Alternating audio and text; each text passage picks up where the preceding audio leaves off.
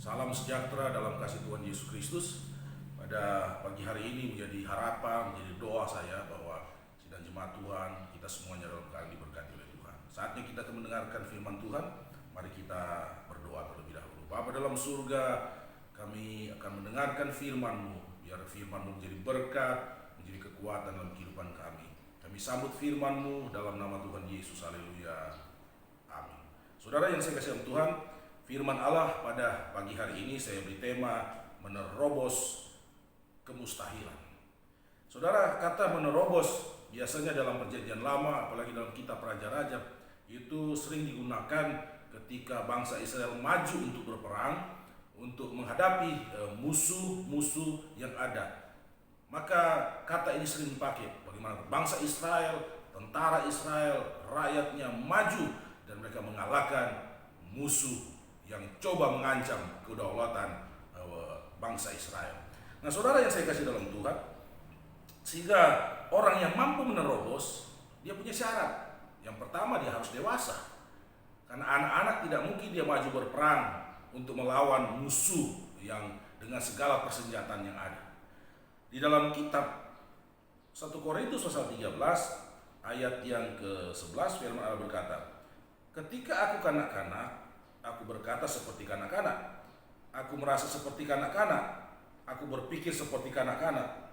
Sekarang sesudah aku menjadi dewasa, aku meninggalkan sifat kanak-kanak itu." Nah, saudara yang saya kasih dalam Tuhan, tidak mungkin sifat kanak-kanak lalu berada di dalam medan peperangan. Sebab itu dibutuhkan kedewasaan untuk kita bisa maju menerobos kemustahilan, dibutuhkan kedewasaan rohani.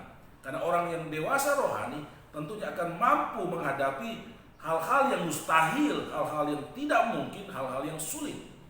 Kalau dia punya rohani kanak-kanak, hanya mengalami persoalan sedikit, mengalami tekanan sedikit dalam kehidupannya, dia sudah mundur, dia sudah jauh, tinggalkan imannya. Kenapa? Karena terlalu muda, terlalu kanak-kanak, rohaninya tidak bertumbuh dengan baik. Sifatnya masih kanak-kanak, suka ngambek, suka marah dan lain sebagainya.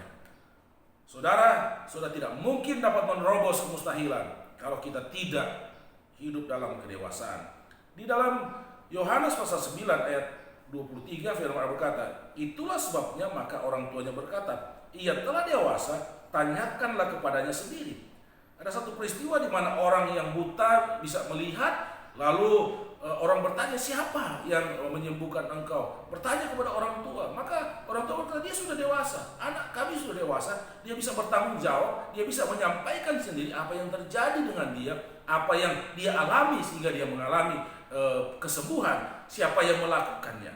Jadi orang dewasa sudah bertanggung jawab dengan kehidupannya, segala keputusannya, segala apa yang dia lakukan, dia bertanggung jawab. Di dalam Ibrani pasal 5 ayat 14 firman Allah berkata, "Tetapi makanan keras adalah untuk orang-orang dewasa yang karena mempunyai panca indera yang terlatih untuk membedakan yang baik daripada yang jahat." Nah, saudara yang saya kasih dalam Tuhan, yang berikut, orang dewasa dia sudah bisa makan makanan yang keras, makan makanan yang tidak lagi seperti bayi, seperti anak-anak.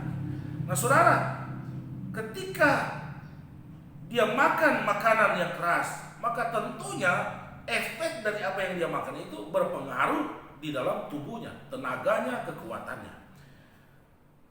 Dalam kehidupan rohani, kalau orang sudah dewasa, maka dia juga bisa mengerti, bisa membedakan mana yang jahat dan mana yang tidak jahat. Kalau saudara memberikan pisau kepada anak kecil, dia tidak tahu itu kegunaannya, itu bisa membahayakan dia. Tetapi kepada orang dewasa, dia tahu kegunaan pisau itu untuk apa dan tidak akan membahayakannya karena dia tahu menggunakannya, tempat untuk dia menggunakannya. Sebab itu saudara yang saya kasih dalam Tuhan, salah satu syarat untuk kita bisa menerobos kemustahilan adalah kita harus dewasa. Yang kedua, saudara, bahwa untuk kita bisa menerobos kemustahilan, tentunya kita juga harus memiliki kekuatan, memiliki kuasa. Saudara berperang, saudara akan maju untuk berperang, tapi kalau saudara tidak punya kekuatan, kalau saudara tidak punya kuasa, maka saudara akan kalah. Saudara akan dipermainkan oleh musuh. Kenapa? Saudara datang dengan tidak punya keahlian, tidak punya kekuatan, tidak punya kemampuan. Maka oleh musuh dengan gampang saudara dikalahkan. Sebab itu kita harus memiliki kekuatan. Kita harus memiliki kuasa untuk kita bisa maju berperang. Kita bisa menerobos pertahanan musuh. Kita bisa menerobos hal-hal yang mustahil, hal-hal yang tidak mungkin. Karena kita tahu hanya orang yang punya kuasa, hanya orang yang punya kekuatan yang bisa berperang dengan baik. Kisah para Rasul pasal yang pertama ayat 8 firman Allah berkata, tetapi kamu akan menerima kuasa kalau Roh Kudus turun ke atas kamu, dan kamu akan menjadi saksiku di Yerusalem, di seluruh Yudea dan Samaria, dan sampai ke ujung bumi.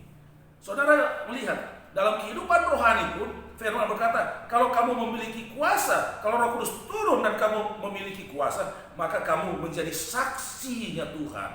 Yerusalem, Yudea, Samaria sampai ke ujung bumi.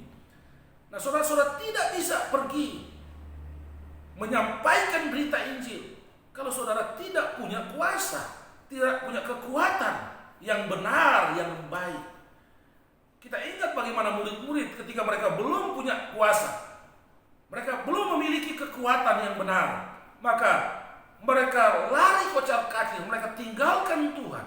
Tetapi ketika mereka telah memiliki kuasa, mereka pergi bersaksi dalam ancaman sekalipun, mereka tidak berhenti untuk menyampaikan kebenaran, kesaksian tentang bahwa Yesus adalah Tuhan dan Juru Selamat.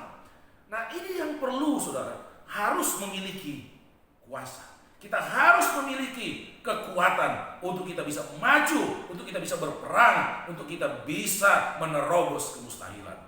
Hari-hari ini di mana gereja sementara memperingati hari ketuangan Roh Kudus, penantian di mana Roh Kudus dicurahkan. Mari kita mau berdoa bersama-sama. Kita minta kepada Tuhan supaya Tuhan memberikan kuasa kepada kita. Tuhan memberikan Roh Kudus yang memenuhi kehidupan kita supaya kita punya kuasa. Karena di depan kita ada banyak hal yang mustahil, ada banyak hal yang besar, yang sulit kita terobos, yang sulit kita kalahkan. Tetapi kita minta kuasa daripada Tuhan, supaya hal-hal yang sulit, hal-hal yang sukar sekalipun, oleh kuasa Roh Kudus, kita mampu, kita bisa berjalan, dan kita bisa maju, menerobos, kita mampu meruntuhkan segala tembok-tembok, kekuatan-kekuatan musuh, yang sementara membuat kita mungkin tidak bisa maju berperang dan lain sebagainya. Kekuatan yang daripada Tuhan adalah kekuatan yang tidak terbatas, dan tidak ada kuasa di dunia ini yang dapat mengalahkannya. Di dalam Yohanes pasal 14 ayat 12 firman Allah berkata, aku berkata kepadamu, sesungguhnya barang siapa percaya kepadaku, ia akan melakukan juga pekerjaan yang aku lakukan, bahkan pekerjaan-pekerjaan yang lebih besar daripada itu, sebab aku pergi kepada Bapa. Ada jaminan Tuhan bahwa kalau kita sungguh-sungguh percaya kepada Tuhan, kita berharap kepada Tuhan, maka Tuhan memberikan kuasa kepada kita untuk mengerjakan pekerjaan-pekerjaan yang besar, untuk melakukan pekerjaan-pekerjaan yang sangat besar, yang tidak mungkin dikerjakan oleh orang-orang yang tidak diberkati oleh Tuhan, oleh orang-orang yang tidak percaya kepada Tuhan, oleh orang-orang yang jauh dari Tuhan. Sebab itu saudara yang saya kasih dalam Tuhan, mari kita berhadapan dengan musuh-musuh yang ada. Kita berhadapan dengan peperangan iman hari-hari ini. Kita berhadapan dengan segala macam kekuatan setan hari-hari ini. Kita pasti menang. Kita akan terobos semuanya itu. Kita percaya Tuhan beserta dengan kita. Kita percaya Tuhan akan menolong kita, dan kita akan menjadi pemenang. Nah, saudara yang saya kasih dalam Tuhan, pada minggu yang akan datang kita akan melihat bagian yang lain, yaitu jaminan Tuhan untuk kita bisa menang di dalam menghadapi musuh, menghadapi kemustahilan. Dan saya yakin dan saya percaya pagi hari ini kita diberkati oleh Tuhan. Kita akan lanjutkan pada minggu yang akan datang, dan mari kita berdoa. Bapa dalam surga, terima kasih buat firman-Mu. Biar firman-Mu akan terus mengikuti kehidupan kami, dan minggu yang akan datang kami akan melanjutkan di bagian yang lain. Terpuji nama-Mu Tuhan, dalam nama Yesus, haleluya, amin.